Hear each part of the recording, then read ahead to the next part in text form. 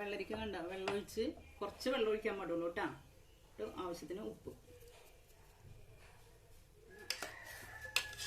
ഇളക്കി കൊടുക്കാം.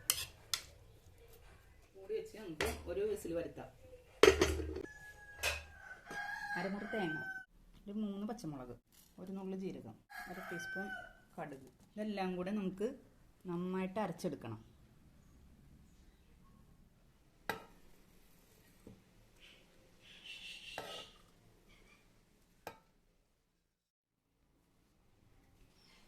അതിനകത്ത് കുറച്ച് വെള്ളം ഒഴിച്ചിട്ട് നല്ല വെണ്ണ പോലെ അരച്ചെടുക്കണം. ഇതാ കുറച്ച് വെള്ളം ഒഴിച്ചിട്ടുണ്ട് കേട്ടോ.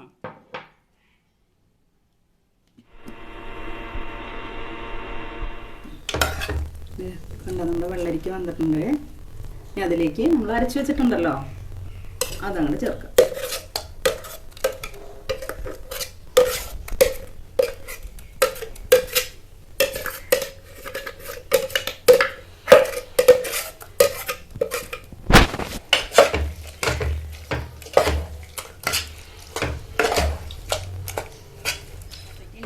ഒരു കപ്പ് നല്ല പുളിയുള്ള തൈര് കേട്ടോ.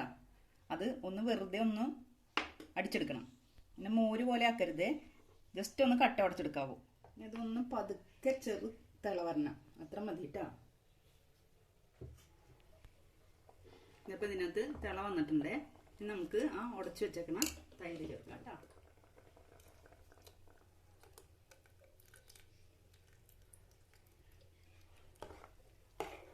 ഇതിന് പോരാത്ത ഉപ്പും കൂടെ ചേർക്കാം നമുക്ക്.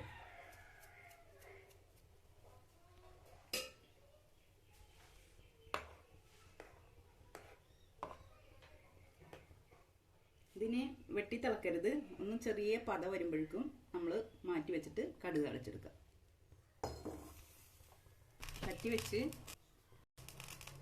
ചൂടാവുമ്പോൾ എണ്ണ ഒഴിച്ചിട്ട് നമുക്കിനി കടുക് തളിക്കാം.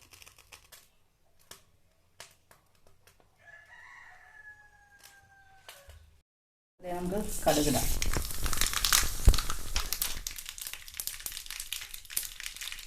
ഉണക്കമുളക് ഇട്ട് അതിൻ്റെ കൂടെ വേക്കണം.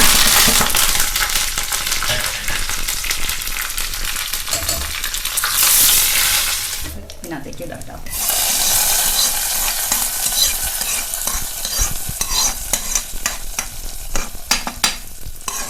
ഇപ്പം രുചിയുള്ള നല്ല വെള്ളരിക്ക പച്ചടി ready.